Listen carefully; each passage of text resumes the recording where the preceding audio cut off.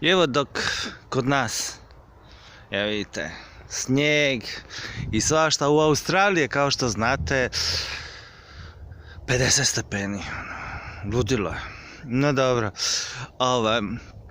svi znate ono kako se mi borimo protiv raznih beštija u stanu, pa ono, ajme meni, imam bakule, to su one male žute, pa onda žohari, pa miševi, pa onda upozoravaju, pa onda hoće to deratizirat, svašta trovat, to panika, to pričamo o ovome, onome, u nekim predjelima možete u vrtu naći medvida, jelena, srnu, šta ja znam, zečeve, di je hladno.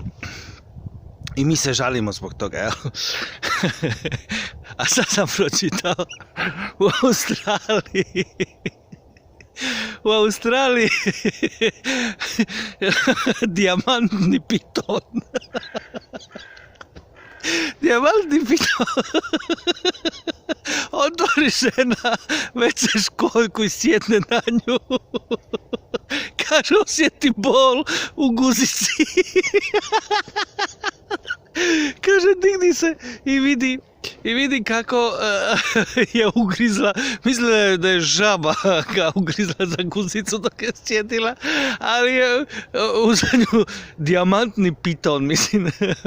Dobro, kako taj piton može ući u WC školjku, ali što najbitnije nije prvi primjer da iz WC školjke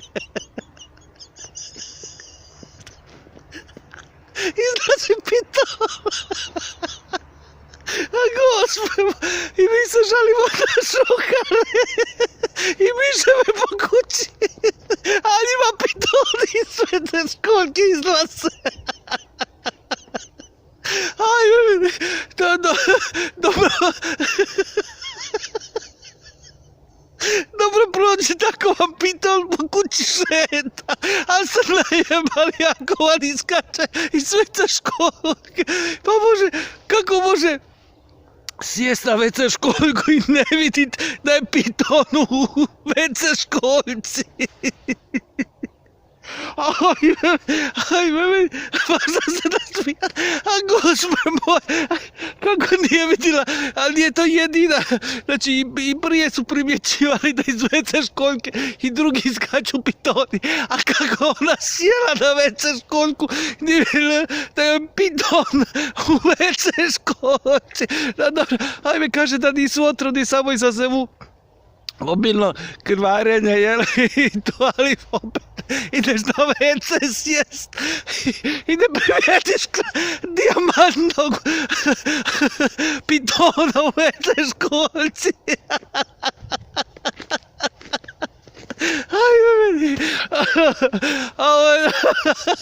Ajme, mažu se da smijam za pitonom.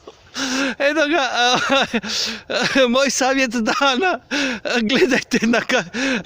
gledajte u WC školjku prije nego što sjednete na nju, možda koji žohar bude unutra, a možda vam bude piton unutra. Eto ga, ajde Bog.